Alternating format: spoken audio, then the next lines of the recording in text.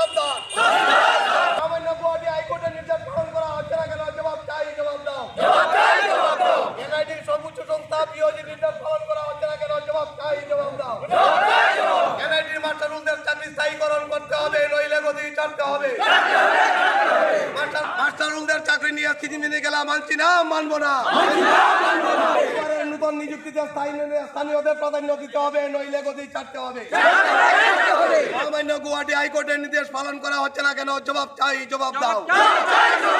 বিজ্ঞাপনের নামে লক্ষ লক্ষ টাকা আত্মসাৎ করে ফেরত দেওয়া হচ্ছে না কেন? জবাব চাই, জবাব দাও। নিযুক্তির বিজ্ঞাপন দিয়ে লক্ষ লক্ষ টাকা ফেরত দেওয়া হচ্ছে না কেন? জবাব চাই, জবাব দাও।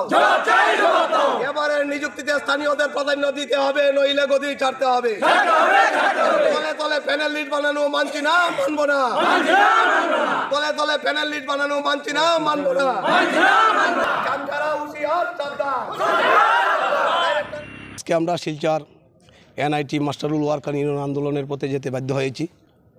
আমরা এখানে যারা মাস্টারুল ওয়ার্কাররা 83-93 থেকে এখানে এক নাগারে কাজ করে আসছে, কিন্তু দীর্ঘদিন ওনাদেরকে স্থায়ীকরণ করা হবে বলে প্রতিশ্রুতি দিয়ে আজকে আমাদের অনেক এখানে মাস্টারুল ওয়ার্কাররা কেউ স্বর্গপ্রাপ্ত হয়েছে, কেউ এখান থেকে বিনা পয়সায় একটা কানাকড়ি না নিয়ে এখান থেকে রিটায়ারমেন্ট হয়ে চলে গেছে।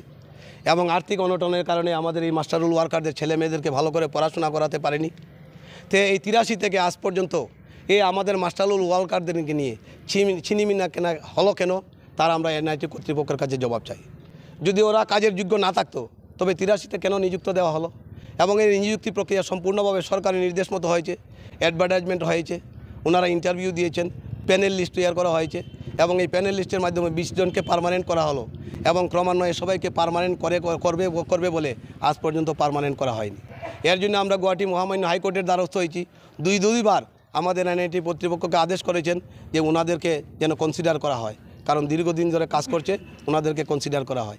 এনআইটির যে সর্বোচ্চ সংস্থা বিওজি 2017 ইংরেজিতে বিওজি থেকে একটা নির্দেশ এসেছে যে এনআইটির মাস্টারুল ওয়ার্কারদেরকে প্রথম স্থায়ীকরণ করা হবে, তার পরবর্তীতে নতুনভাবে নিযুক্তি এখানে প্রদান করার ব্যবস্থা করা হোক।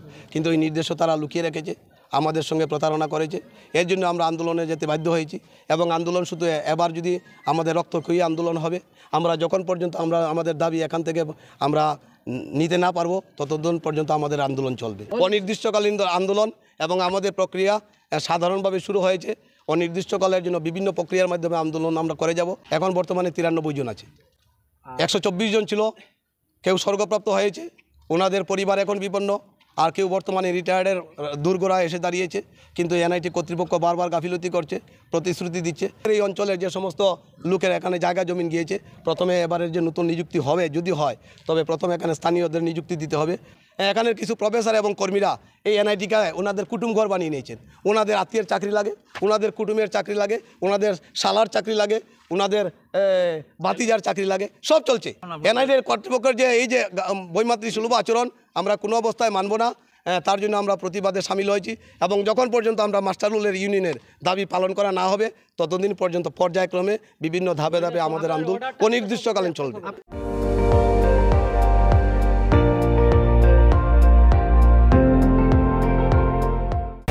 আপুনি চাই আছে ND24, সৰ্বশ্ৰেষ্ঠ নহয় সৰ্বোত্তমৰ দৌৰ।